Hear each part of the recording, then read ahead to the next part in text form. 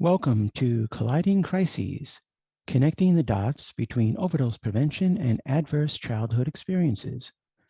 My name is Jeff Bornstein, and I'll be running this Dialogue for Health web forum with my colleague Merlene Tucker. Thank you to our partner for today's event, the National Overdose Prevention Network.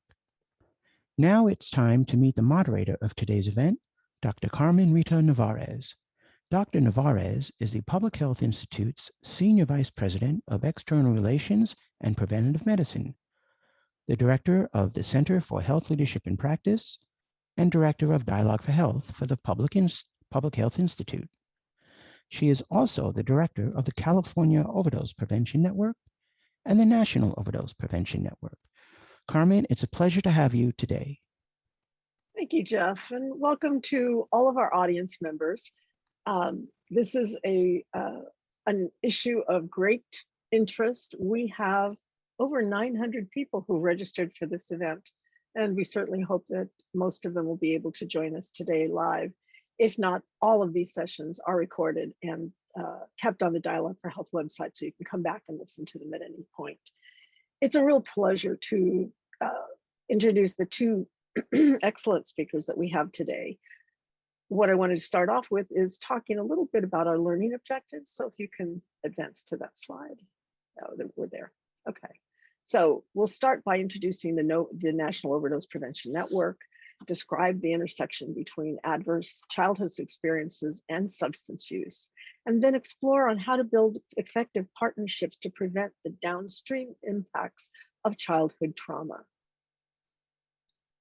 I want to just tell you, next slide, please. I'd like to just tell you a little bit about the National Overdose Prevention Network. In 2018, our team at Public Health Institute's Center for Health Leadership and Practice launched a statewide forum for all coalitions, organizations, and individuals working to combat opioid crisis in California. Through that work, we've learned a lot about what it takes to serve through a network of 33 million Californians to help them to really fortify their efforts in fighting opioid and overdose in their communities. What we've learned is that changing things at a local level really requires strong partnerships, leveraging assets that are already in the community, working across sectors by bringing everybody to the table, and adopting what works, never reinventing the wheel if we can help it. These, we've learned, are the ingredients for successful work in this field. Because we want to enlarge this conversation and bring in both the knowledge and experience earned in the rest of the nation, as well as explore with you the topics of most timely concern, we have created the National Overdose Prevention Network. We're looking at the best practices in overdose prevention, working smarter and more effectively together, communicating for impact, making data-informed decisions, and planning for sustainable programs and services. Next slide, please. Stopping overdose deaths requires collaboration from key partners in your community. Getting your local leaders together to implement community-driven initiatives aligned with evidence-based practices supports us to develop a stronger local response and really respond to what the community needs and wants. It helps us to strengthen our systems and make sure that we're generating the dialogue between sectors. And it helps us most in sustaining action and really carrying this work over in the long term. Next slide.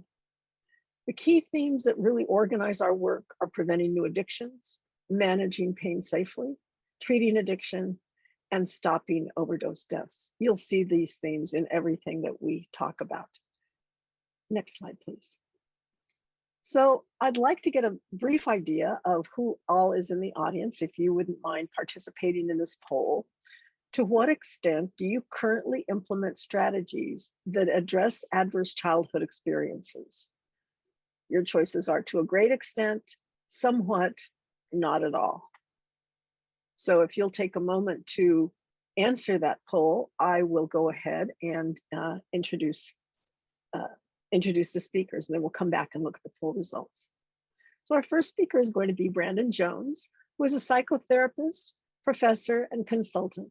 He specializes in adverse childhood experiences, historical and intergenerational trauma, social emotional intelligence, leadership, and youth justice.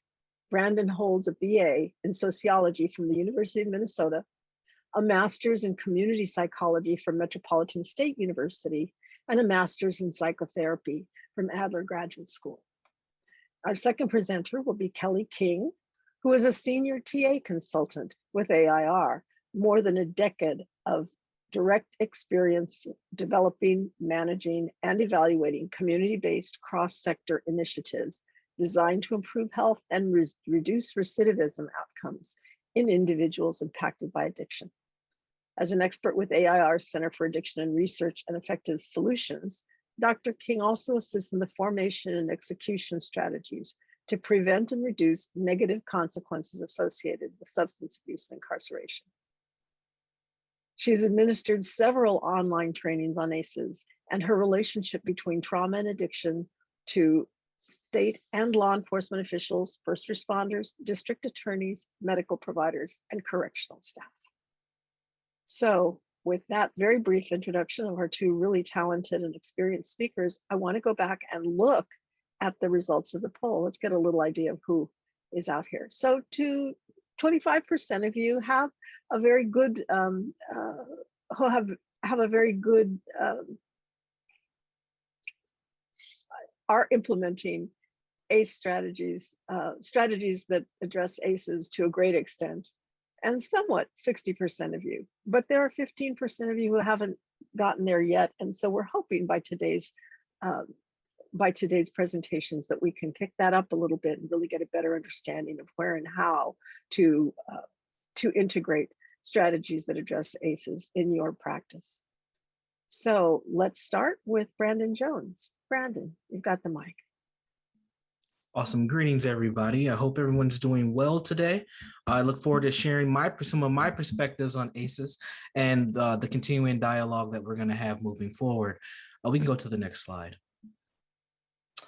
So one thing that I like to do when discussing ACEs is given a nice definition for trauma that is understood by anyone I come in contact with. So no matter where you answered on the poll, as far as having a lot of information around ACEs or implementation, somewhat or not at all, you could understand that psychological trauma is a deep emotional wound.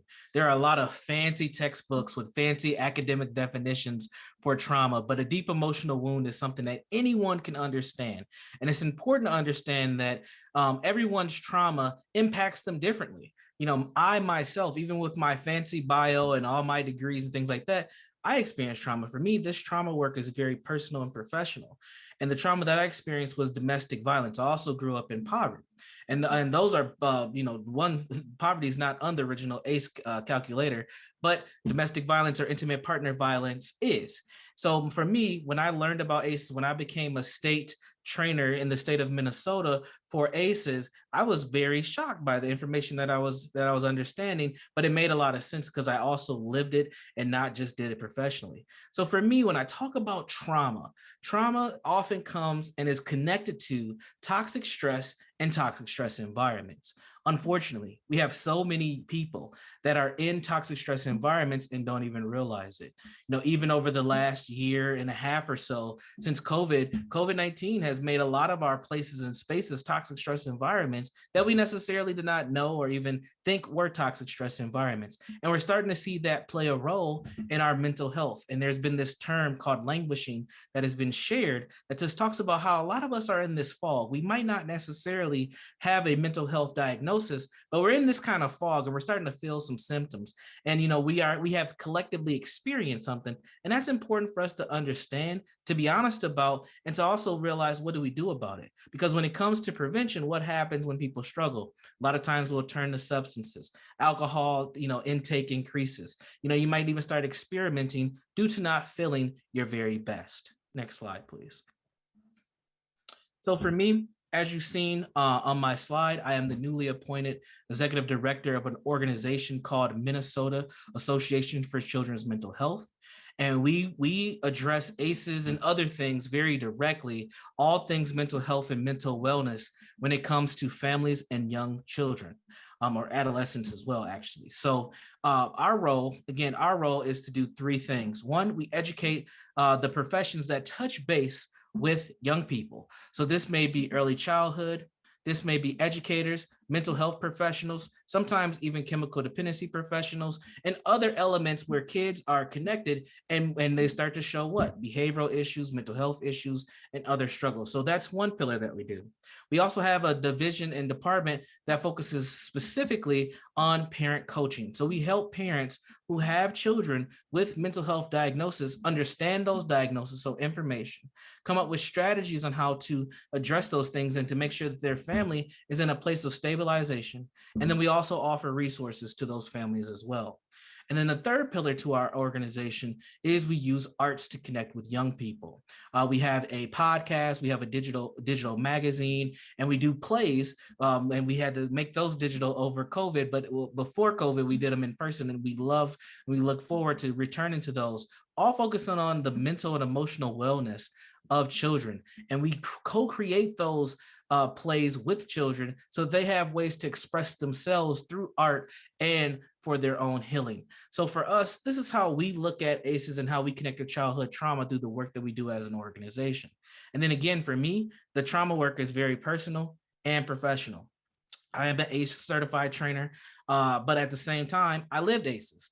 And before 2010, I had no way to even identify what I lived through was something that was called trauma. So even having that label was very effective. So for someone who has 1 foot in, who's had the experience, and 1 foot out as a professional, I have a pretty unique perspective on how do we address these things and deal with these things. And do keep in mind, a lot of the ACEs, a lot of the childhood traumas and adversity that the young people that we connect with experience are often things that are not listed on the original study. And that is very, very important as we move forward and continue our learning in ACEs. Next slide, please.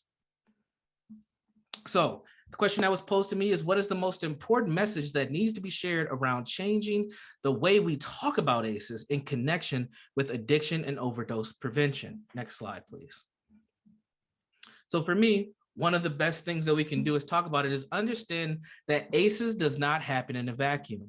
We don't get individuals who struggle with addiction to heroin or opioids or even alcohol because they just lost their job.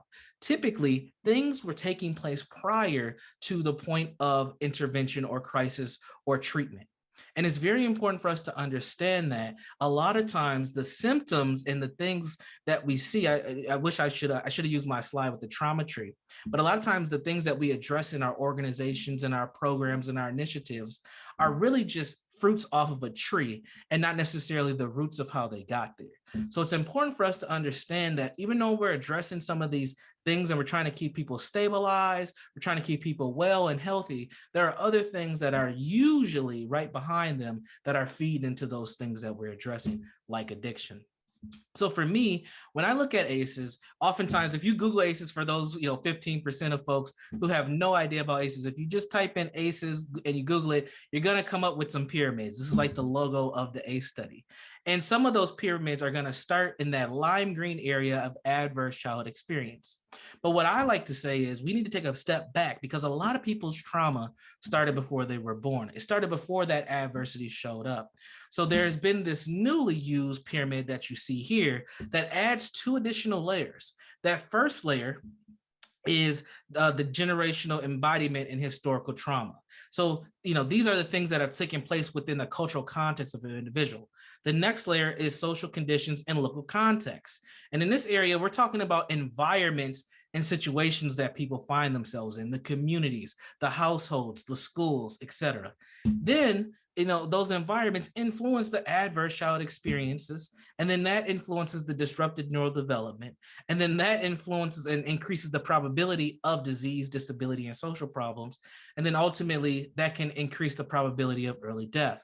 But one thing that's important to understand, and this is really the key here, without proper intervention at some point between disrupted neural development or when people are adapting those health risk behaviors, disease, disability, or social problems, unfortunately what happens is we end up in a cycle, and things can repeat themselves without proper intervention. And proper intervention is very subjective depending on the individual or the community that you're working with. Next slide, please. So one of the quotes that I often say to help me just remember this and help my team, and I encourage other professionals and people who care, is to keep in mind that childhood lasts forever. The experiences that we have as children affect us our entire lives. We don't always think about this, but if you are a clinician or a social worker, or you work with adults and they have extreme traumas, and you ask them, what do? We ask them about their history, ask them about their childhood, their family dynamics. And then we find these little dots and we start connecting these dots of what has taken place. And to me, when we connect those dots, we're realizing those experiences that people have when they're young carry on with them later, and sometimes influence situations and behaviors that we didn't even necessarily believe that they would, but we never know. We just never know how those things show up later on in our lives. Next slide, please. So, which partners are critical to engage in this work? What are effective ways to engage them? Next slide, please. One of the key things that we do in our organization, and I encourage other people in organizations and groups to consider, is this concept of community connectedness. We need all those partners. Earlier, we seen a slide that talked about the partnerships throughout the Institute. All those people are important because all those people do what? They make community.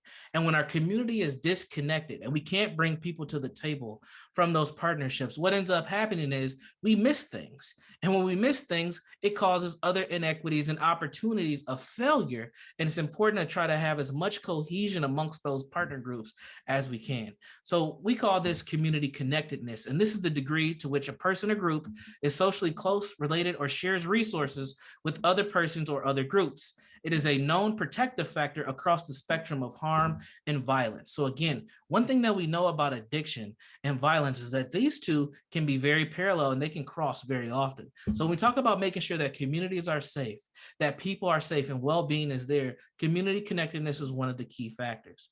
A high degree of community connectedness not only results in low risk for both the experience and for the perpetration of harm and violence by individuals, it also makes it less likely to enter a community will experience violence and or addiction or other social ills.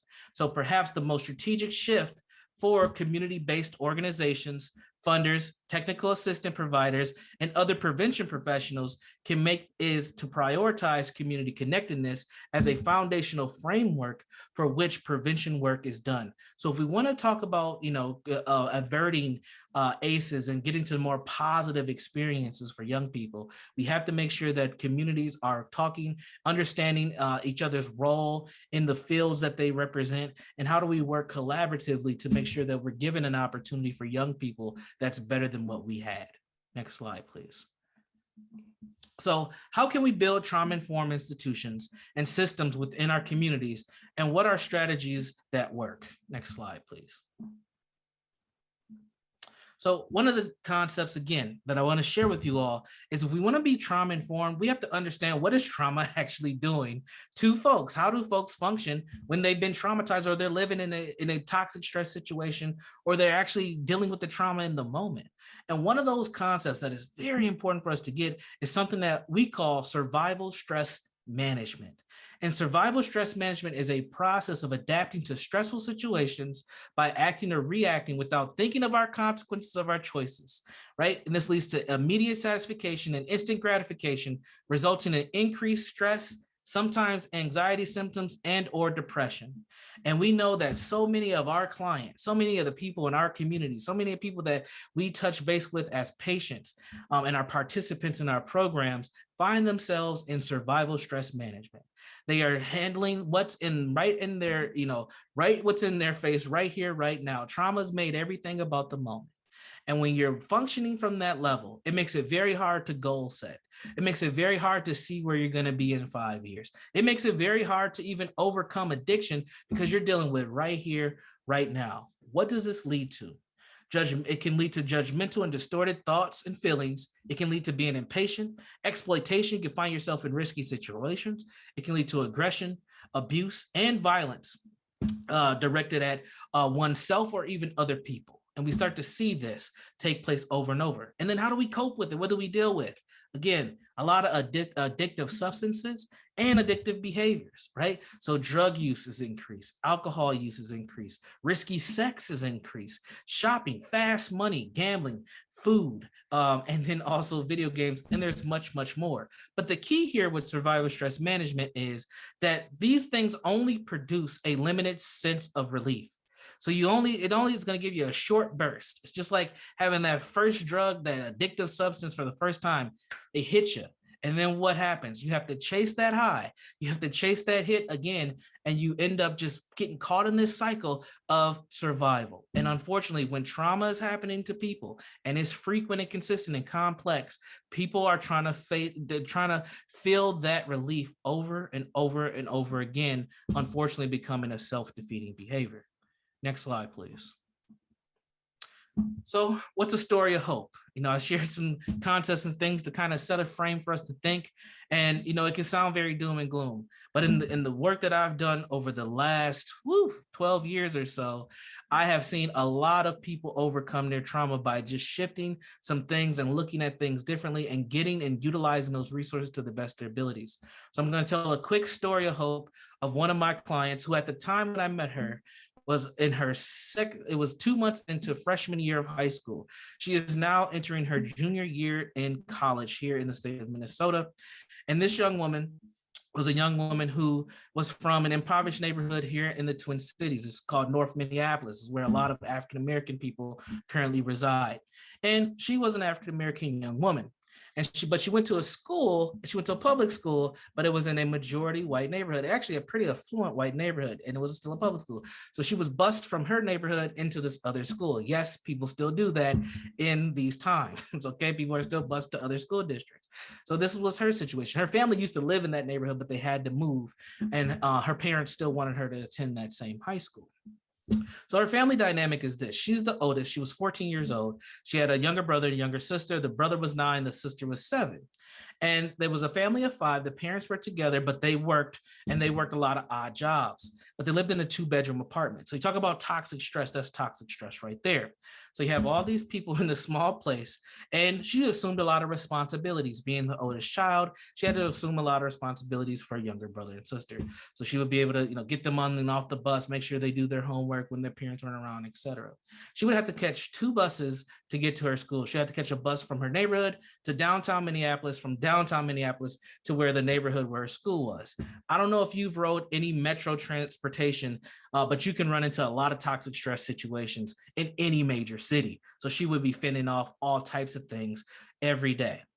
And, this is something that she would tell. I just asked her a general question that most people would ask about the client. Tell me about your typical day. And that's what she told me. I had to catch these 2 buses, do all this stuff.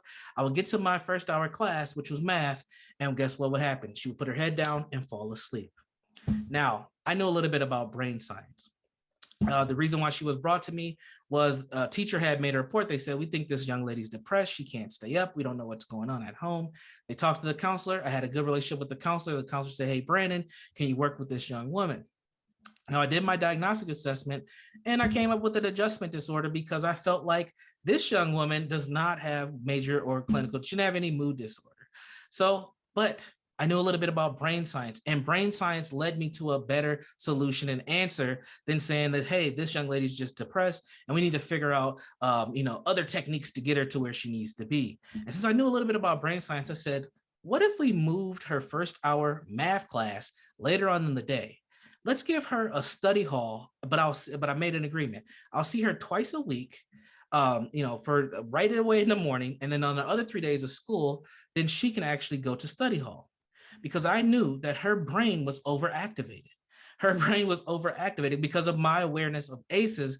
I knew that this young woman is going through so much in the morning just to get to school. She gets into this math class, and here in the state of Minnesota, when school starts, it's dark outside, it's very cool. So that first hour class is like a nice bed, and she just falls asleep. And I knew that her brain was calming down and saying, hey, young lady, it's time to relax. We shifted that over, grades went up, activity went up, etc. Where that second semester freshman year, she didn't need that study hall anymore because we were able to get her engaged and get her ready, and I was able to work with their family. That was all due to understanding ACEs. And I lost contact with her because I left that job when she was going into her junior year. But she found me on LinkedIn 2 years ago. And she said, "Hey, Brandon, do you remember me? I just want to let you know I'm going to the college is called St. Kate's. I'm going to St. Kate's, and I want to thank you for seeing me and not labeling me as someone who was just a problem." And that young lady is getting ready to graduate. Now, she's going in her junior year, but she's going to graduate college. Who knows where she would have been if I did not have understanding of ACEs. So that's a story of hope. This information is important. There are a lot of other things that we need to take into consideration when it comes to ACEs, such as culture, but that doesn't mean that the information is not something foundational that we can use to help many young people. And I'll pass with that. Thank you. Okay, Kelly, why don't you go ahead? Hello, everybody. I'm so happy to be here joining you today. I could go home, though, because Brandon covered it all so beautifully. So next slide, please. So I am a senior consultant with American Institutes for Research. Before that, I've also been working in this area for about 12 years. My PhD is in public health, and my work has really focused on people in Baltimore who have experienced incarceration, homelessness, and with substance use disorder. And I've had a chance to kind of work with this kind of issue across contexts. So within the Baltimore City Fire Department, in partnership with our Mayor's Office of Criminal Justice in Baltimore City, and then now with 25 different states, I provide training and technical assistance to prisons, jails, departments of corrections, courts, and behavioral health service providers in order to make sure that we are addressing addiction and substance use disorder in a way that is trauma-informed and effective in order to prevent overdose and the other negative consequences associated with addiction. Next slide, please. So Brandon did a wonderful overview of what ACEs are, and he mentioned this original study, 1995 study by the Center for Disease Control and Kaiser Permanente that really was foundational in giving us the language to think about ACEs or adverse childhood experiences. And so while the 10 questions that were a part of that original study are certainly still used for screening, as Brandon mentioned, there's all sorts of other things that count as trauma as well. So in addition to some of the original questions, like, did you often feel that you did not have enough to eat or had to wear dirty clothes, didn't have anyone to protect you? There are things around were your parents ever separated or divorced? You're seeing now, and it's represented in this image here, which I'm realizing is a little bit small, that you see that adverse childhood experiences are actually so many more than perhaps there's 10. You see that they fall into 3 categories: household, community, and environment, and can include things like natural disasters, pandemics, structural racism, food insecurity. It's not just what we think about from that foundational study of, childhood abuse, neglect, things like that. So what did we learn from that study? First, that a lot of people have had at least one adverse childhood experience, something like 65% of individuals in our country, and nearly a quarter have experienced 3 or more adverse childhood experiences. Something that I think is interesting to note is that it doesn't matter, how many times an ACEs occurred in your life. It still gets a score of 1 on this scale. I like to think about the ACEs scale as kind of like a cholesterol score for childhood trauma.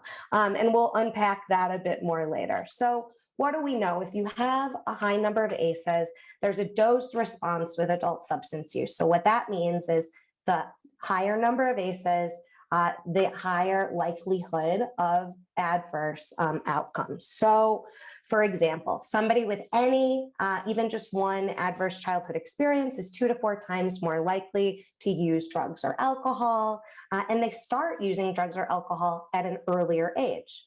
If you look at an individual who has 5 or more ACEs, they're 700 times more likely to use illegal drugs, to do things like develop a substance use disorder, to engage in both prescription and illicit opioid use and injection drug use. It's important to say, so whenever I say that, more ACEs, worse outcomes, it doesn't matter how high your ACEs score is, people's brains are wonderfully adaptive and resilient. And there is no tipping point where you've experienced too much childhood trauma and there's no longer a path forward. So I like to kind of just make sure people know that there are no hopeless cases, and we'll circle back to that at the story at the end.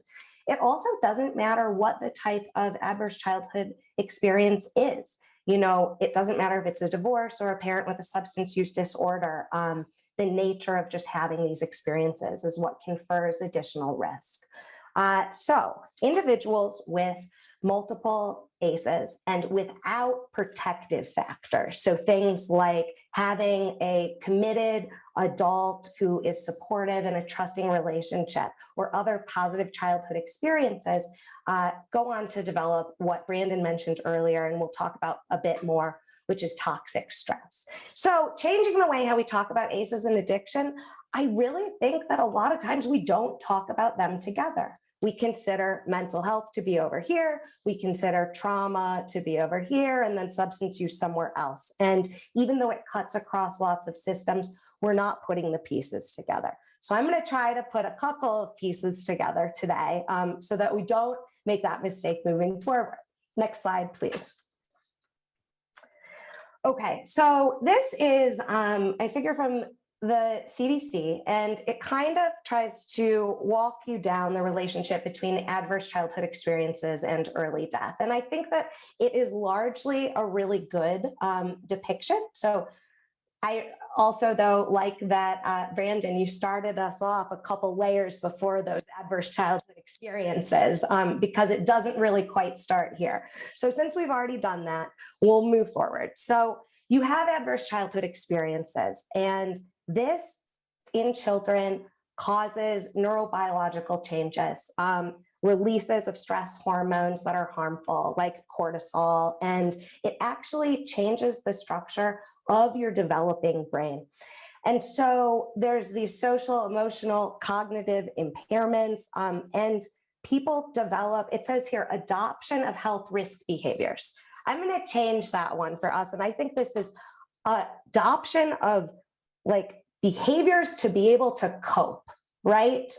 We can call them health risk behaviors, but these are things that people do in order to comfort themselves, to deal with things like depression, fear, anger, frustration that stem from these adverse childhood experiences. And so, it says that it goes on when we take these risk behaviors or when we engage in these soothing behaviors, it impacts our life potential and there's negative long-term outcomes.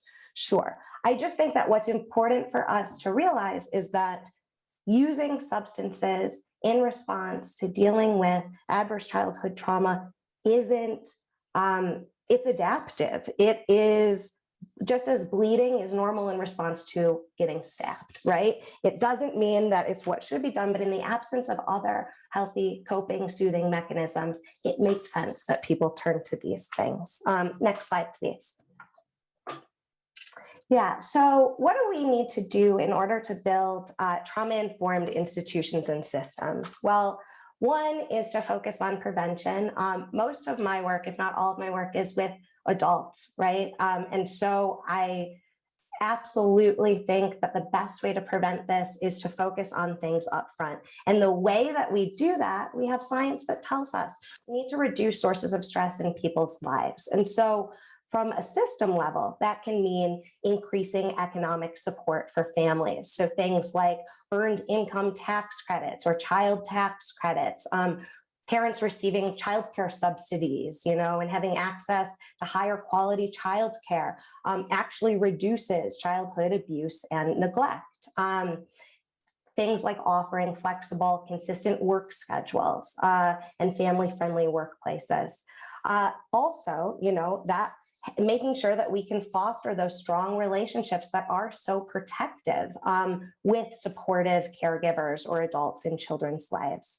The other thing that I think we notice is that screening is so critical, right? Because then we know what somebody is dealing with. But screening on its own is not really going to do anything. We need to pair screening with intensive, tailored, and appropriate interventions. And so some really effective ones that we've seen on system levels are home visitation models or nurse-family partnership models where you send social workers, nurses, other providers into the home for women following during postpartum and allow them to kind of get the support that they need and the information that they need to deal with things like substance use or some of the mental health issues without fear of losing their child and things like that. And they've found really great initial support for interventions like these. I also just want to say that when it comes to addiction, so often the systems that we use to help people with substance use disorder treatment are often re-traumatizing, right? They are set up where they have a tiny little circle called abstinence, and you have to fit yourself in there. And it's very easy to fail. And often people are put out of programs, and it is really difficult for them to continue having the opportunities that are needed to make real progress in their life. Next slide, please.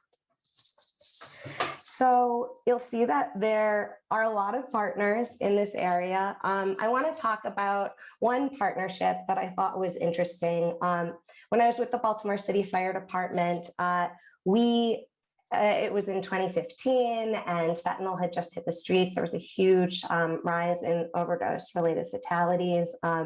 And we noticed that about half of the people who received naloxone or Narcan, the overdose reversing drug from first responders, refused to go to the hospital following overdose.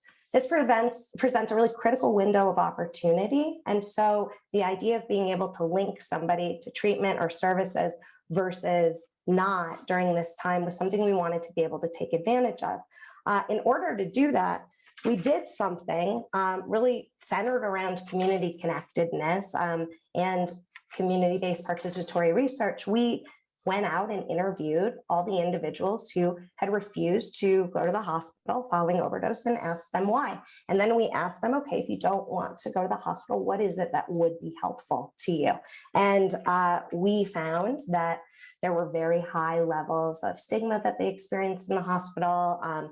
There were really imminent feelings of withdrawal when they received naloxone. There were all sorts of really kind of legitimate reasons. And so rather than telling them that, okay, we'll get past that and go to the hospital, right? No, not trauma-informed. We actually changed the way the system was designed. And so what we did was we dispatched peer recovery workers to the site of overdoses, and we offered the option to transfer individuals to a stabilization center that wasn't an emergency department, and it was a diversion from our central booking. So just an example of one of the types of partners, but really working in partnership together. It is a total team effort. And right now, our systems don't really talk to one another. We have different data systems. We have different ways of screening. We have different ways of intervening. And I think that the next step is to really invest in programs that are connecting each of these threads and responding in a holistic way. So the role of employers, faith-based institutions, and public health agencies as well. Next slide, please. So I had the opportunity to work on a very cool project with a number of individuals who had just returned home from prison and jail in Baltimore, about half of which had active substance use disorders. And we were really looking to create and build a website where folks could link to available social services in Baltimore to help people coming home and linked to treatment. There's a lot of social services in Baltimore, and the adverse childhood experiences and the trauma from incarceration and everything that was going on made it really difficult and presented very legitimate, unanticipated barriers to linking with care. And so what we did was we devised a trauma-informed secret shopping tool based around principles like safety, transparency, and trust, collaboration, and peer support. And we trained our individuals to go out and to secret shop and administer this tool and see how social service agencies and healthcare agencies and other providers kind of matched up. There were questions like, did you feel physically and emotionally safe in this space? You know, how clear did the agency explain the process to you about what it would take to get the help you were looking for? Did you feel mistreated or judged in any way during your visit?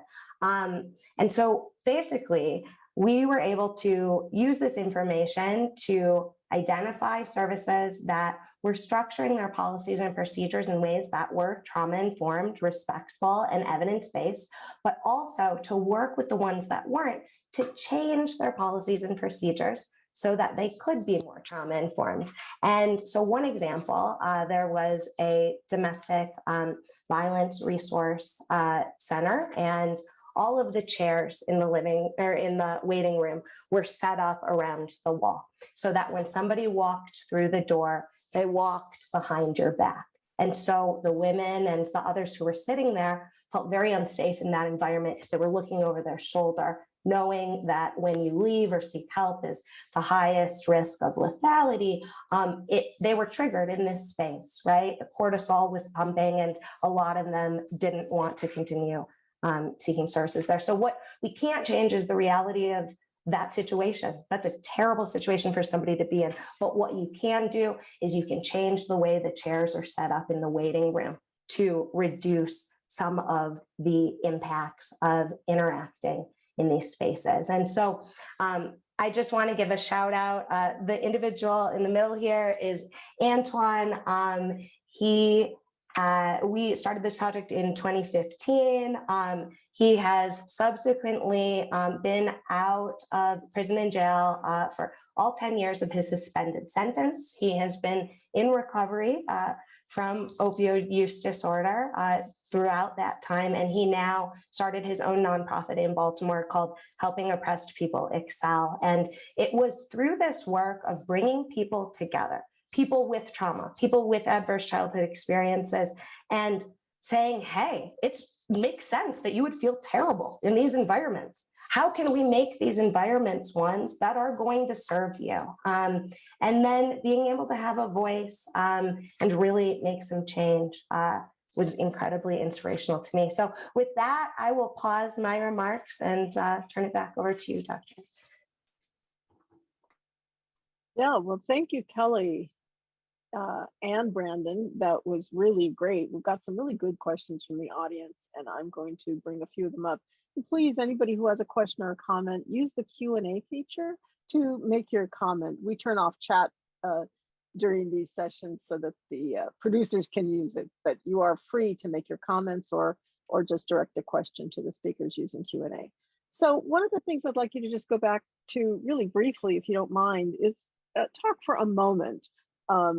Whoever feels most motivated about what the ACEs research is about. Just what do the ACEs studies come from? When did they start, and how frequently do they get updated in terms of what the criteria are?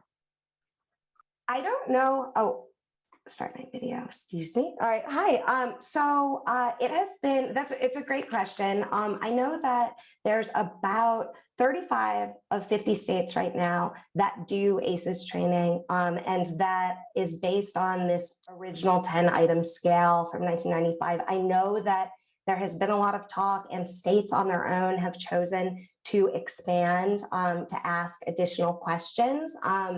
But I'm going to pause there. Brandon, is there anything else that you would like to add? Because I know that you're a trainer. Yeah. So as far as updating, I know that many states have Many states have done their own versions of ACEs. They're not as big as the original study. The original ACE study was done in the late 1990s by two medical doctors, Dr. Anna and Dr. Filetti. And in that study, they had 17,000 participants.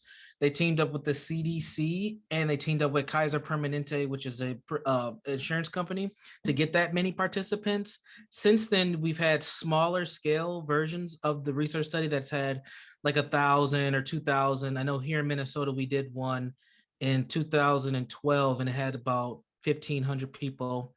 And then one of the bigger studies that many people reference is the Philadelphia Delaware study. And with that one, they had, I believe it was 17,000 participants, and they looked at more of an urban population. And a lot of people reference that one as well. So it doesn't get updated a lot from that original study and that massive study, but several communities have done their own version. I think that's really helpful because sometimes people just wonder, where does the term come from and how well validated is it? And I think you've just indicated that it's pretty well validated.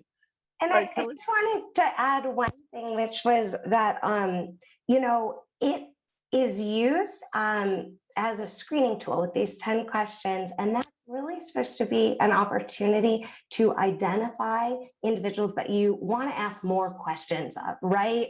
This is just to identify who needs to have a different conversation, a more comprehensive assessment. And so while it might not be inclusive, I do think that it's not going to ask every single thing. It is going to give us an idea of who needs additional intervention. Yeah, that's really good. I mean, putting it in context is really, really important. So let's talk a little bit about how we build better systems. Kelly, talk for a moment about how you connect peer recovery stuff with people who are post-overdose. That's a big concern for the folks on this call. Yeah. Well, I think that what's interesting about changing systems is that it's slow going, but it's really impactful, right? Sometimes changing one policy or how well somebody actually enforces one of those policies can make a huge difference. And so what we had to do there was we actually worked with the state of Maryland, our regulatory agency for emergency medical services, and we had to change state law to do two things. To one, allow for additional dispatch of peer resources to the scene, but then also to allow for individuals to be transported somewhere besides the emergency department. Because in Maryland, you really only had one choice to be able to go to the emergency department or to refuse transport against medical advice. And so what we did was we worked with our behavioral service organization in the city, Behavioral Health Systems Baltimore, our local health department, our state health department. We also engaged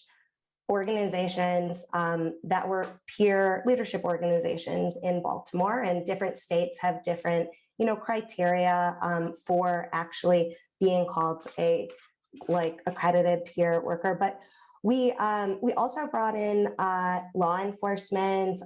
We brought in housing. We tried to make sure that when we were making a change to the system, we were not creating other unintended consequences as a result. So I would say that the way that you do that ultimately, though, is having the voices of people with lived experience in that space. There is no way that the best of intentioned people with the most PhDs can sit around a table and make a system change that will work as well as somebody who is operating in that system day in and day out. So I think that was really key, being open to understanding that expertise, even when it comes to system change, not just one-on-one peer intervention, is incredibly meaningful. There's a really great question that's come up here that I'd like both of you to comment on. Overdose prevention work includes working with law enforcement. How do you structure the work so that it's trauma-informed and really addresses the mistrust and trauma that so many people of color have with law enforcement? Great question. I think Kelly actually just kind of teed that up, that you have to have community voice in those conversations, hear out what are those mistrusts in those communities? We know that there are communities all across this nation who have mistrust with police departments, and there's different levels of mistrust, but those police departments are still needed in a lot of those communities at the same time. One of the things that we've utilized here in the Twin Cities, I mean, we're like the epicenter for police mistrust at this point, but we've had a couple different models, and we have a gun prevention model that brings community and police together. It is very difficult. It does take time. But we also have to hear the voices of the police officers and the stressors and things that they see too, and understand the jobs that they have. You know, you go from a car accident to a break-in to a domestic violence situation to a shooting to a murder. Like, you're floated, and that's just one shift, and you have all these things. That's trauma as well.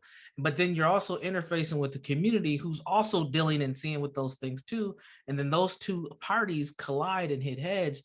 If they don't understand what each one is going through, how do we ever break through and move forward? So sometimes as community, organizations and providers, we kind of sit in the middle of that. Sometimes we're on one side or the other too. We may be trainers or participants in programs or community members, but we can be that bridge between community and those police officers. But it does start with conversations and then seeing strategies on how do we work on at least one issue at a time, because we're not going to solve all the struggles that come between police and community engagement.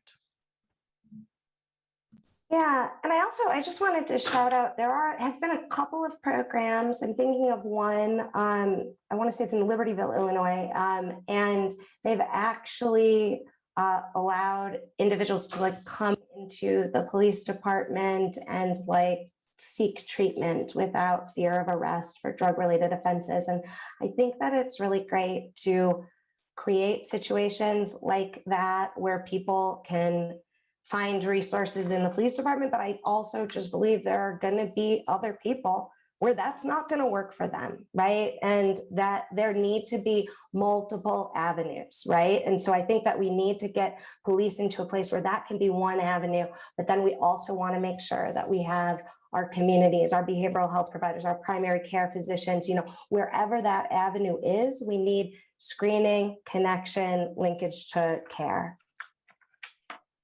So one of the things that both of you talked about was the community connectedness issue. And I wonder if each of you could talk about some specific steps that community organizations and members can take in order to make that shift to prioritize community connectedness.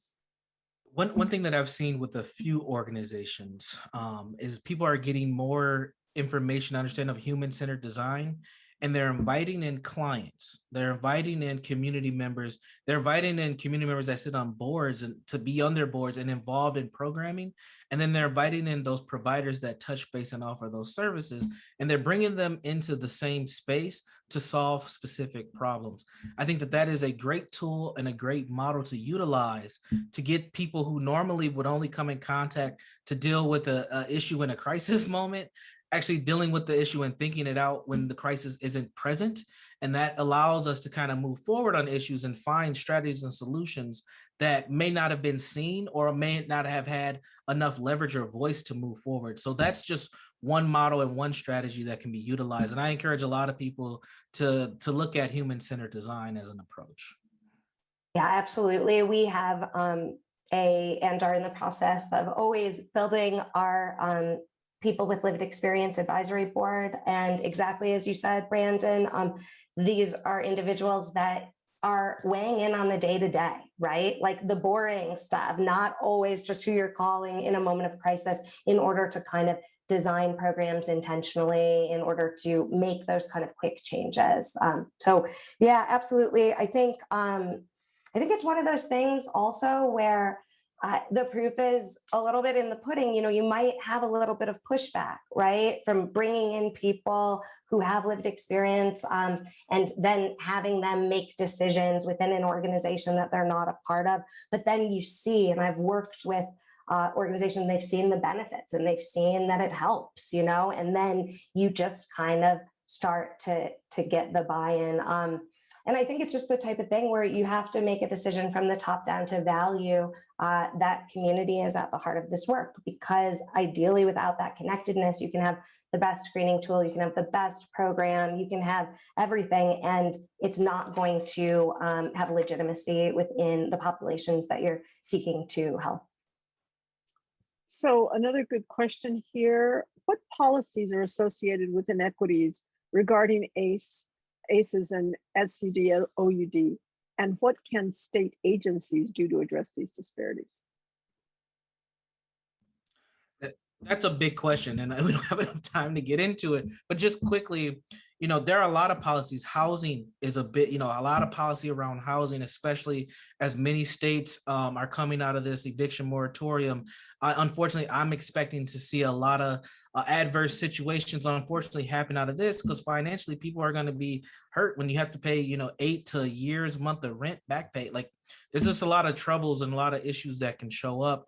I think that educational policies as well around families that are highly mobile is going to be another thing that we have to look at, because when families are in distress due to policy issues, and then they have other systems coming in trying to figure out what's going on, unfortunately, it can lead to things like addiction. It can lead to violence in the home and other types of abuse because of those additional pressures from outside the home coming inside of the home. Yeah, the only other things that I would add, schools have been doing a lot of universal-based screening, social emotional learning. I think that when it comes to states and what they can do, I think a lot of it does come down to things like reducing stress and increasing economic stability, right? We know that there's a direct correlation with social determinants of health. And so I do think that states have a role in looking at some of the policies, like the ones that mentioned earlier around like earned income tax credits and things like that, paid time off from work. These things that reduce stress overall are going to reduce adverse childhood experiences. Well, this is a really, really huge topic, and we've only just touched the surface, and I know that we're going to be coming back to it a number of times. I want to really thank the audience for their very thoughtful comments and questions, and apologize that we didn't get to all of them, but thank you again for participating. It always helps when you make this a conversation that can go two ways. I would like to just really thank both Brandon Jones and Kelly King from the bottom of my heart for bringing these really, really thoughtful stories and helpful examples of how we can start to incorporate some bigger thinking around ACEs and the work that we're doing in order to prevent overdose deaths and really try to address the issue of substance use in our communities. It's a many-faceted animal, and there's a lot of work to do on it. So just to close this up for today, I want to just go to the next slide. Thank you. We urge everybody to come, sign up for the NOPN mailing list. We have many more webinars that we are planning on. We use your thoughts, your questions to pull those webinars together. We want to make sure that both the things that you're learning and the questions that you're having in your communities are the things that inform our work as an open community. So please sign up for the digest and stay tuned. We're completely excited to be in partnership with all of you to build a robust national learning community to help us really learn from each other and connect in a much stronger way. The next slide. Thank you very much, everybody, for participating, letting us know how we can support your overdose efforts. All of these recordings and the slides from the recording from this week will be on the NOPN website within 1 week. So go to nopn.org, nopn.org, to contact us and to sign up for our newsletter.